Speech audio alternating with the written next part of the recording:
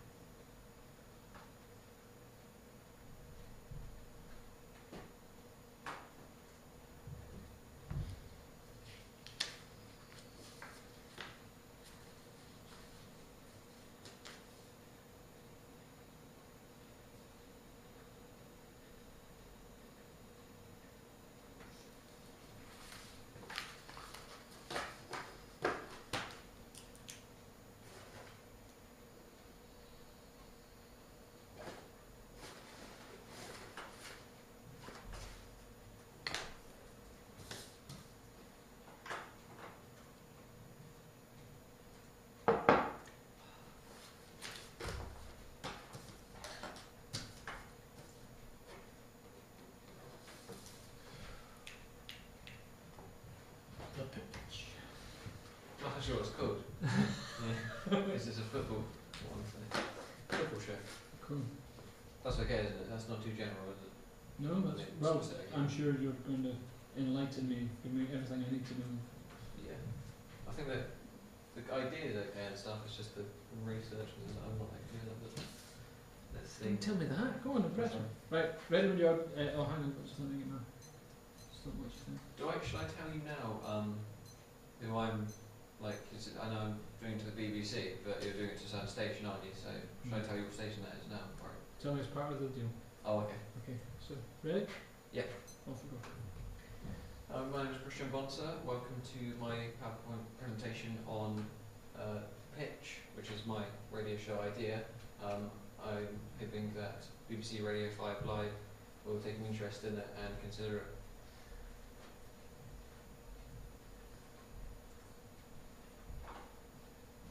Okay, so my show is going to be called The Pitch. What the pitch is going to entail, it's a football show. That's where the idea of the pitch came from, because it's played on a football pitch. It's going to be primarily English, so it's going to cover the leagues such as the Premier League, Championship, League 1 and League 2. So it's going to be a discussion football show. It's going to be a discussion of previous matches and upcoming matches as well. It's going to be featured on a Monday and Friday, which is before and after the weekend. If say it's on a Friday, you can talk about the upcoming matches, get competitions out of the way, and then Monday you can talk about the previous games and what happened and who won prizes, etc. We're also going to have call-ins, so listeners can voice their opinion and get their views across on the games that have happened and what they think is going to happen. And we're going to have live games that are either on Mondays and Fridays. We're going to be doing constant score updates if the games being played at the time. And then obviously news, football news, so transfer gossip, injuries, stuff that's happening in the real world at the time of the show. Being got more news being received throughout the duration of the show.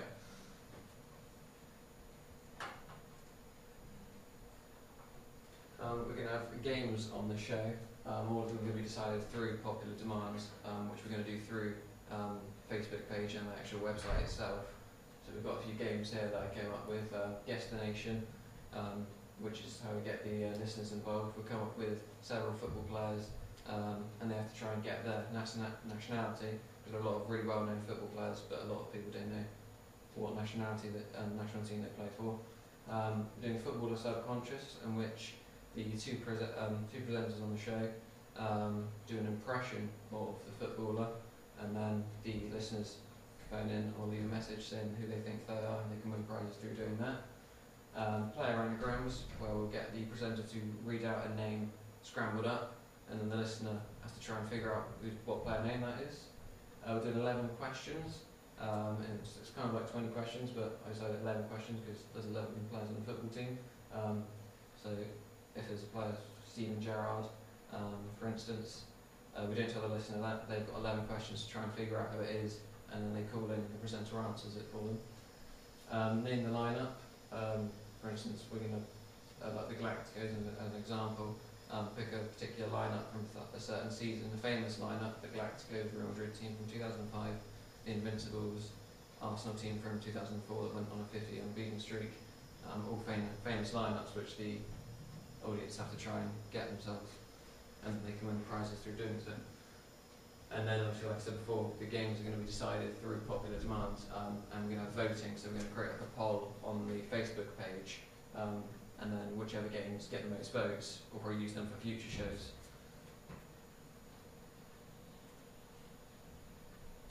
As for competitions, we're going to have a fantasy team starting right at the start of the season. Each week it will be updated. It's going to be on the website. What happens is people will vote for the different positions of the team. So goalkeeper, for instance, say Petr got the most votes that week, he'd go to number 1. And that would go on every single week. It would change every week. And then by the end of the season, we total all the votes together, and that would be a team of the year. And then at the start of the year, the listeners can submit who they think what the team will be at the end of the year, and then if they get it perfect at the end, then they win a big prize. And then obviously doing match predictions. It's not going to be like betting, but basically what we're going to do is if there's a game since it's on a Friday and Monday, on that Friday, you say Liverpool versus Man City. If you say, I think Gerrard's going to score first in that game, and they get that correctly, the listener, then they can win a Steven Gerrard football shirt, for instance. And then also I've got this off the BBC website to show that I've researched all the competitions and how they should be portrayed and if they're open and fair.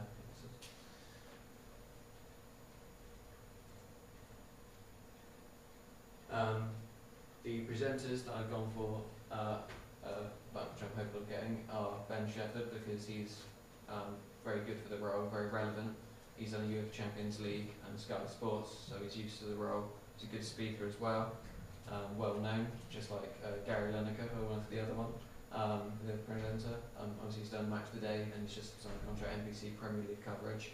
So they're both very relevant to it, both good at speaking, and obviously Gary Lineker being a former football player, perfect with the job role, and then I think they both have good contacts, which will come into play later, why I think they could be good contacts.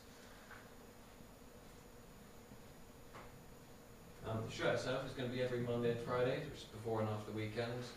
45 minutes long, both shows going from 10:15am to 11:15am.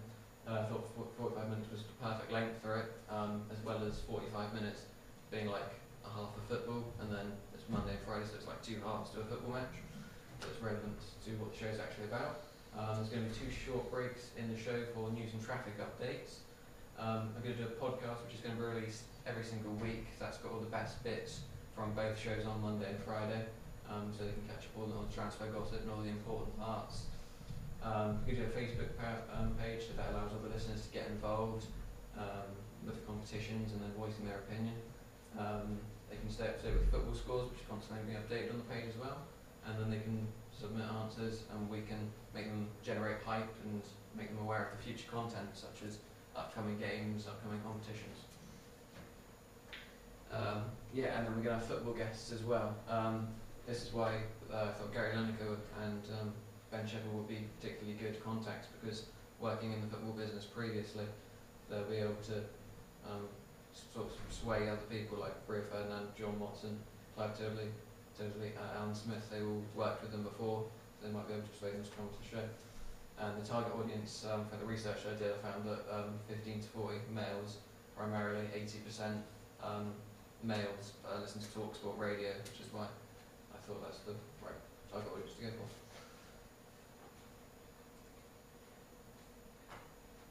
The time clock and how it's going to be laid out, it's going to start off with the intro and then the football discussions, general discussion of football for the first 5 minutes. Guess the score competition and guess the nationality game, that's 5 minutes. Then going to football updates and discussions, so updating them all on the live scores that happened in that day. That's going on for 10 minutes. Then the anagram game and the 11 questions involving the audience is going to be another 5 minutes. The Guess the Nation game, and then the news, general news and traffic updates. It's going to be 10 minutes. And then the football subconscious game and name the line for 5 minutes. And then at the end of the show, we do the fantasy team, because it's done every week, so we thought it'd be a good way to round off the show. And the predictions, how to win prizes. It's going to go on 5 minutes, that's how I'm going to end the show.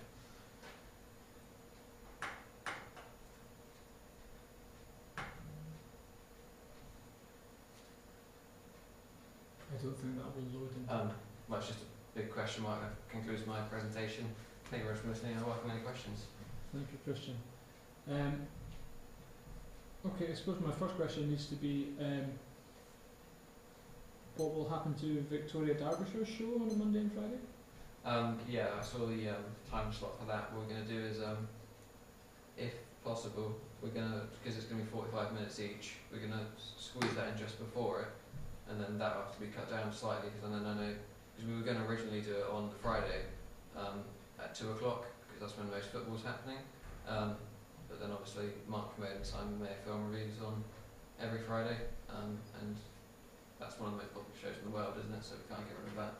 So we're just going to see if we can put it in before the Victoria Derbyshire show. So would you move the award-winning Victoria Derbyshire show, would you just move that in time on those 2 days, or would you can shorten it? Yeah, that's what I'm going to shorten it slightly. Yeah, that's what.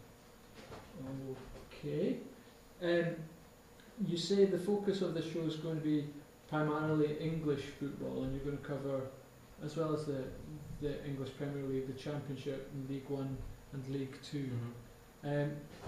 What percentage of your listeners live outside of England of Five Live?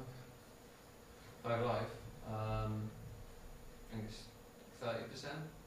How many of those listeners external to England would be interested in what's happening in League One and League Two, the Championship? Well, it depends if you follow more local football, I suppose. Like for instance, I wasn't interested in Bournemouth for ages, but now they've started doing well. You sort of notice them a bit more, don't you? So a lot of people take notice of teams like that. Might show more of an interest. Do you think the listeners in Inverness will care what happens to AFC Bournemouth? Well, it depends, I guess. I mean, if it's a growing team, I know I certainly show an interest, but I suppose not. Yeah. Okay. Do you think all Five Live fans are football fans?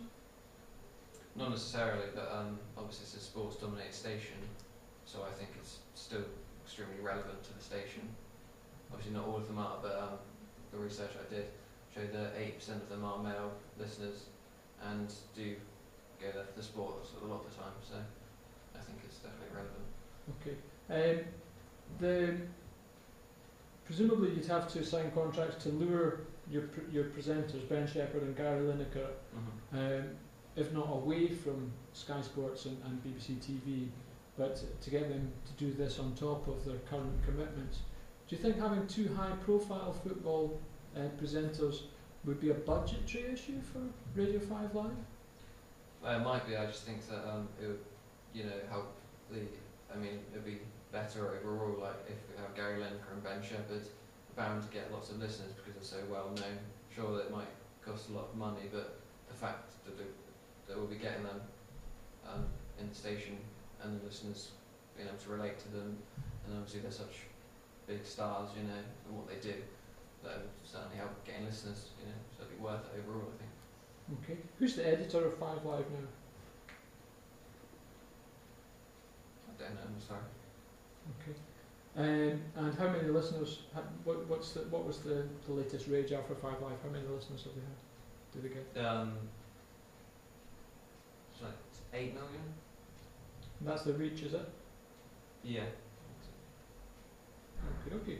Lovely. Thank you very much, Christian. Okay. Thank you.